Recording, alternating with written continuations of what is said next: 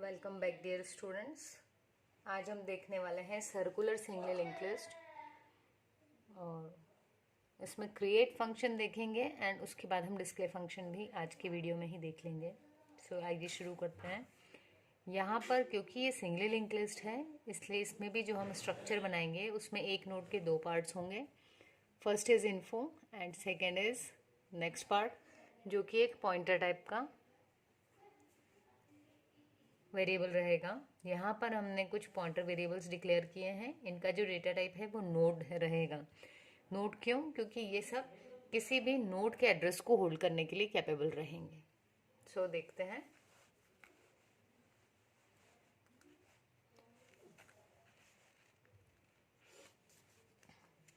यहाँ पर हमने एक ग्लोबल वेरिएबल भी लिया हुआ है काउंट, जिसकी वैल्यू हमने 0 से इनिशियलाइज की। जितने भी इंसर्शन और क्रिएट के फंक्शंस होंगे उन सब में हम काउंट को इंक्रीमेंट करेंगे, क्योंकि हमारे लिंक लिस्ट में एक नोड इंक्रीज होगा इंसर्शन और क्रिएट के केस में।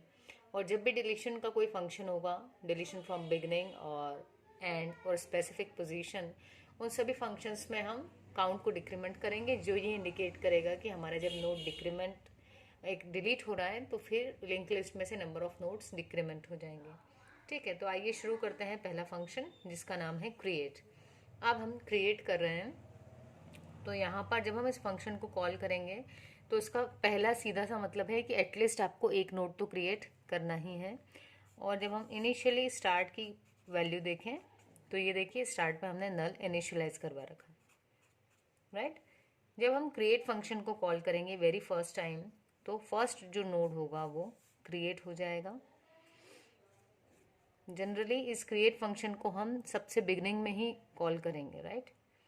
तो यहाँ एक न्यू नोड नाम का पॉइंटर है जो इसके एड्रेस को होल्ड करेगा और इसने मेमोरी एलोकेट करवा दी। काउंट इंक्रीमेंट हो गया, पहले 0 था, अब हमारे काउंट की वैल्यू हो चुकी है 1। यूज़र से कहा please enter the value, user ने वैल्यू एंटर कर दी, इन्फो पार्ट में ले ली और हमने इनिशियली इसकी वैल्यू जो थी न्यू नोड के नेक्स्ट की उसमें नल रखवा दिया। ठीक है, ऑल्दो ये सिंगली सर्कुलर लिंक लिस्ट है, इसमें किसी भी नोड के नेक्स्ट में नल नहीं आएगा, आगे चल के हम देखेंगे, पर यह डिफ़ॉल्ट हमने इनिशियलाइज करवा दिया। आप नहीं भी करवाएं तो भी चलेगा। ठीक, फिर क्या हुआ, अब हम यहाँ पर आए। यदि आपको नहीं करना है तो आप इस लाइन को कमेंट कर देना जस्ट। अब हम यहाँ आए, यहाँ लिखा हुआ है यदि स्टार्ट में नल वैल्यू हो जो कि इंडिकेट करती है लिंक लिस्ट एम्प्टी, तो उस केस में ये हमारा फर्स्ट नोड होगा और हमेशा फर्स्ट नोड का एड्रेस स्टार्ट में होता है। ठीक है, तो अगर कंडीशन ट्रू है तो न्यू नोड का एड्रेस स्टार्ट में चला जाए। तो न्यू नोड का एड्रेस क्या था 1000, तो अब स्टार्ट नल हट करके क्या आ गया इसमें 1000। जैसे ही 1000 आया इसने इसे पॉइंट करना स्टार्ट कर दिया। अब इफ़ ट्रू हो गई तो एल्स स्किप होगा, हम यहाँ आ जाएंगे। यहाँ क्या लिखा है, न्यू नोड का एड्रेस आप लास्ट में भी डाल दो, मतलब यही नोड हमारा क्या हो गया, लास्ट नोड भी हो गया। क्योंकि ये सर्कुलर लिंक लिस्ट है इसलिए इसमें हम लास्ट वाले पॉइंटर को भी मेंटेन करके चलेंगे, जो हमेशा ट्रैक करेगा कि लास्ट नोड कौन सा है। ठीक, तो न्यू नोड का एड्रेस लास्ट में चला गया और जो भी लास्ट नोड है उसके नेक्स्ट में हमेशा किसका एड्रेस रहेगा, फर्स्ट नोड का, जो उसको कहाँ से मिलेगा, स्टार्ट से। तो वही लिखा है लास्ट के नेक्स्ट में स्टार्ट, तो यही लास्ट भी है और फर्स्ट भी, इसके नेक्स्ट में स्टार्ट मतलब इसी का एड्रेस। तो ये नल इसमें भी ओवरराइट होकर के क्या हो गया, ये खुद को पॉइंट करना शुरू कर देगा। उसके बाद में यहाँ पर हम आ गए इस पेज पर। यहाँ हमने यूज़र को मैसेज दे दिया नोड क्रिएटेड और उससे पूछ भी लिया कि do you want to create another node. यदि वो सी इन में सी में यदि वैल्यू या तो स्मॉल वाई या कैपिटल वाई दी, तो यहाँ पर क्योंकि ये डू वाइल लूप में लगा हुआ है इसलिए एक बार तो एग्जीक्यूट होगा, लेकिन दूसरी बार ये पूछ लेगा कि आपको नोड क्रिएट करना है या नहीं। यदि हमने वाई दिया तो फिर से लूप चलेगा। तो अभी के केस में हम मान लेते हैं कि हमने सी में वैल्यू दे दी थी वाई, तो क्या हुआ, आपका लूप फिर से चला। अगेन हम यहाँ आ गए, क्या हुआ, एक नया नोड बना। अब इसका नाम न्यू नोड हटा देते हैं यहाँ से, और इसका कुछ एड्रेस था और इसको नाम मिल गया न्यू नोड। ठीक, काउंट की वैल्यू इंक्रीमेंट हो गई, पहले 1 थी अब 2 हो गई। यूज़र से कहा एंटर वैल्यू, यूज़र ने वैल्यू दे दी। नेक्स्ट में हमने नल डाल दिया, या फिर यदि आप इसको कमेंटेड रखना चाहें तो आप वो भी कर सकते हैं। तो अभी के केस में क्या हुआ कि स्टार्ट इक्वल इक्वल नल वाली कंडीशन फॉल्स हो गई, क्योंकि अब स्टार्ट नल नहीं रहा, इसमें कुछ वैल्यू है। तो हम आ गए एल्स पार्ट में। एल्स में जब हम आए तो अब चेंजेस कहाँ कहाँ आएंगे, इसके नेक्स्ट में इस वाले का एड्रेस होना चाहिए और इसके नेक्स्ट में फर्स्ट का, राइट। तो यहाँ आए, इफ कंडीशन फॉल्स हो गई क्योंकि स्टार्ट नॉट नल था। यहाँ आए तो लास्ट के नेक्स्ट में न्यू नोड, तो ये जो था ये आपका लास्ट था, इसका नेक्स्ट, इसमें क्या आ जाएगा, न्यू नोड, मतलब कि 2000। तो अब ये खुद को पॉइंट ना करते हुए किसे पॉइंट करेगा, इस वाले नोड को। फिर क्या हुआ, फिर आए यहाँ पर, अब जो आपको न्यू नोड था वो क्या बन गया, लास्ट नोड। ये हट गया यहाँ से, ये लास्ट हो गया। और फिर क्या लिखा है, लास्ट के नेक्स्ट में स्टार्ट। तो ये जो नेक्स्ट अपना बचा हुआ था, इसके नेक्स्ट में हम क्या डाल दें, जो स्टार्ट में एड्रेस लिखा है दैट इज 1000। तो ये क्या करेगा, इसको पॉइंट करना शुरू कर देगा, क्योंकि ये सर्कुलर सिंगल लिंक लिस्ट है। तो क्या होगा, हमेशा जो भी लास्ट नोड होगा उसके नेक्स्ट में फर्स्ट वाले नोड का एड्रेस होगा। फिर यहाँ तक हो गया आपका, राइट। ये लास्ट वाली जो लाइन थी वो भी एग्जीक्यूट हो गई जब। फिर हम यहाँ आ गए, हमने यूजर को मैसेज दे दिया नोड क्रिएटेड, और उससे पूछ लिया कि do you want to create another node. तो अभी के केस में यदि मैं कह दूं कि मैंने नो कर दिया, तो जैसे ही नो दिया तो कंडीशन फॉल्स और हम इस फंक्शन से बाहर। तो आपने दोनों केसेस देख लिए। जब हम इसको कमेंट नहीं कर रहे हैं तो भी कोई इम्पैक्ट नहीं आ रहा, बस एक ओवर राइटिंग परफॉर्म हो रही। दूसरा केस, यदि आप इसको कमेंट कर देंगे तो भी आपका जो फंक्शन का एग्जीक्यूशन है वो प्रॉपरली चलेगा। तो चलो अब हम नेक्स्ट फंक्शन देख लेते हैं डिस्प्ले का। चलिए देखते हैं, ये हमारा डिस्प्ले का फंक्शन दिया हुआ है, और मान लेते हैं जो भी हमने लिंक लिस्ट बनाई वही लिंक लिस्ट है यहाँ पर। तो जब भी डिस्प्ले या डिलीट करवाएंगे, दोनों ही केसेस में हम चेक करेंगे हमारी लिंक लिस्ट एम्प्टी तो नहीं है। तो हमने यहाँ चेक किया, एम्प्टी की कंडीशन हमेशा सेम होगी, यदि स्टार्ट में नल है तो लिस्ट एम्प्टी। तो वही चेक करवा दिया, अगर इक्वल इक्वल नल है तो मैसेज दे दिया लिस्ट एम्प्टी, और हम यहीं पर से रिटर्न हो गए। दूसरा केस, जब वो एम्प्टी नहीं है, उसमें कुछ एलिमेंट्स हैं। अब यदि एलिमेंट्स हैं तो अपने पास फिर दो केस हो सकते हैं। पहला केस आपका ये भी हो सकता है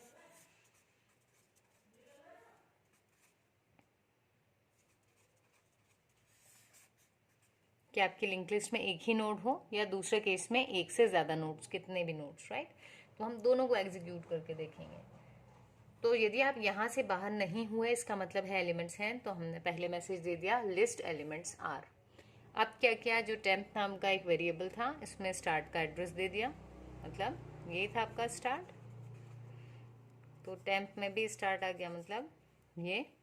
अब एक डू वाइल लूप है, क्या किया यहाँ पर, टेम्प का इन्फो दैट इज 10 प्रिंट हो जाएगा यहाँ पर। फिर क्या किया, टेम्प को री इनिशियलाइज करवा दिया, temp equals to temp next. तो टेम्प में अभी 1000 था, ठीक है। फिर से टेम्प नेक्स्ट किया तो फिर से वैल्यू क्या रही, 1000 ही रही। जब वैल्यू 1000 ही रही तो हम फिर ये यहाँ आए, ये लास्ट लाइन थी इस लूप की। यहाँ कंडीशन चेक की, क्या कंडीशन चेक की कि 1000 नॉट इक्वल टू स्टार्ट। तो स्टार्ट में भी क्या है, 1000 है, एक बार वैल्यू ऑलरेडी प्रिंट हो चुकी है। तो यहाँ वही कंडीशन थी कि अब टेम्प स्टार्ट के इक्वल नहीं होना चाहिए। क्यों, क्योंकि एक बार हमने प्रिंट करवा दिया, और ये चेंज करने के बाद में भी यदि इसमें स्टार्ट वाली वैल्यू है, इसका मतलब इसमें एक ही नोड है, और यदि एक ही है तो बस अब इस लूप से बाहर हो जाना है, राइट। तो while temp not equal to start इस केस में हो गया फॉल्स, और हम आ गए इस कंडीशन से बाहर। और यहाँ पर हमने काउंट से नंबर ऑफ नोड्स भी प्रिंट करवा दिए, ताकि हम क्रॉस टेली कर पाए कि यहाँ नंबर ऑफ नोड्स कितने आए और वैल्यूज कितनी प्रिंट हुई, राइट। अब हम दूसरा केस देखते हैं, जब हमारे पास एक से ज़्यादा नोड्स। तो एक से ज़्यादा नोड जब थे और हमने इस फंक्शन को कॉल करवाया, तो उस केस में क्या हुआ, उस केस में सबसे पहले यहाँ कंडीशन चेक हुई, अगेन क्या स्टार्ट इक्वल इक्वल नल है, नहीं था। तो हम आ गए इस पोर्शन में, यहाँ आए लिस्ट एलिमेंट्स आर लिखा हुआ आया पहले आउटपुट में। फिर स्टार्ट का एड्रेस टेम्प में चला गया, तो स्टार्ट में था 1000, तो टेम्प में क्या आया अभी 1000। टेम्प इस वाले पॉइंट नोड को पॉइंट कर रहा है, फर्स्ट नोड को। अब डू वाइल लूप में आए, यहाँ पर हमने टेम्प का इन्फो प्रिंट करवा दिया।